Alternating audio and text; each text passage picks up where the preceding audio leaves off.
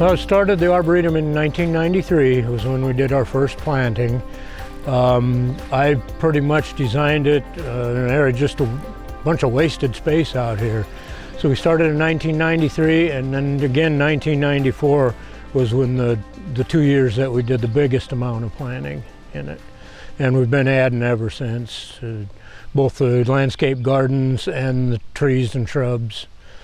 There's a lot more than just natives here. I just wanted to plan have an educational place where people could see basically anything that grows here.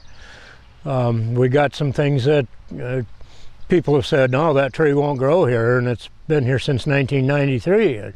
I just wanted people to be able to go through and look at the labels and see things and get ideas for their own yards and businesses and whatever. We had all kinds of problems right where we're standing here. The water was probably about 3 feet deep right where we're standing here around the entrance, and we had some places down the road that were probably even deeper than that. This whole half of the Arboretum anyhow was originally designed as a storage area for water during high periods of high water. And when we have to shut the floodgates to keep, when the North Fork River starts coming back into town, we shut the floodgates. And this is all the water that's in town collects out here, and that's what it was designed for, was a storage area. So I knew that when I started. And that's the point there where you got to be really careful about what you put where.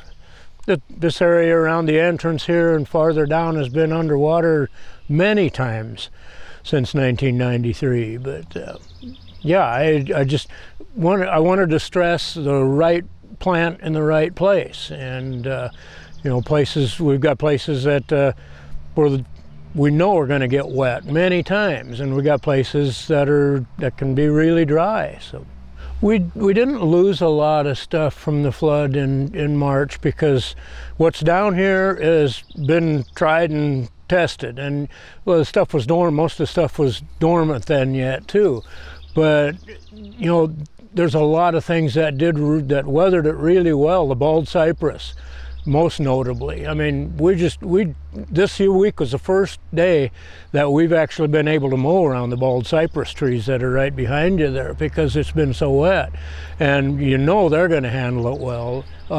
The aspens handle it well, tupelo, lots of different kinds of maples, and what kind of surprised me was the magnolias here. That the magnolias did real well. The water was 3 feet deep on those magnolias, and so we've got a lot of things that did really well, and we didn't really lose that much stuff, because if it was stuff that didn't belong here, we would have lost it a long time ago.